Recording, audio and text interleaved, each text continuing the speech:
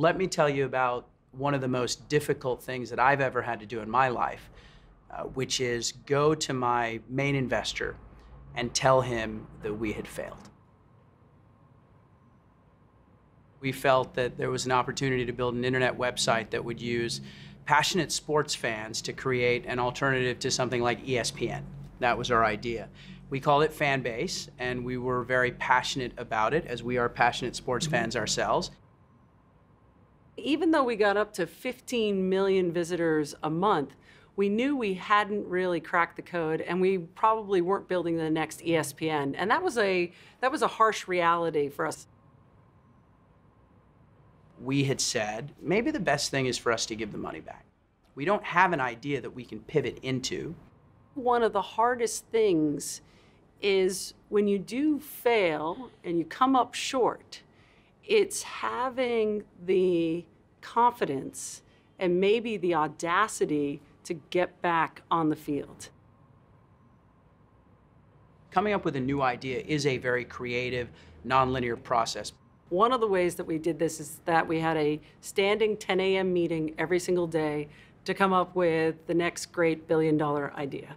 And your job for the rest of the day was to go try and prove out whether or not that was real, to see whether you woke up the next morning still excited about the idea, going out into the marketplace and testing that hypothesis with people beyond just the two of us. And so that was very important. And I used to joke with them and say, it's not going to be easy.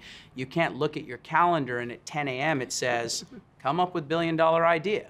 And then 1 p.m. it says, feel great about billion-dollar idea. And then, you know, the next day it's work on billion-dollar idea. That's not the way it works. Hey, it's crazy. We have this issue in our neighborhood, and there's no easy way for us to be able to talk to each other in our neighborhood or talk to the city about how to fix it. And this really just served as a way to get the ball rolling and having conversations about local community. And from that, there was a discussion about, gee, that's odd. We're all very disconnected from our own neighborhoods. And that was something that was very different and a departure from the memories that we all had growing up in our hometowns. What we saw with Nextdoor was that people started to rely on it pretty quickly as a way to stay informed about what was happening in their community, in their neighborhood, where their kids were playing in the backyard, where they were walking to school. This is something that people need to feel safe and secure where they live. As of early 2015, over 50,000 neighborhoods had adopted Nextdoor, and that represented over 35% of all neighborhoods in the country. The company had over 100 employees, had raised over $200 million in venture capital financing, and yet, even at that moment, we felt like we were right at the very beginning of the opportunity.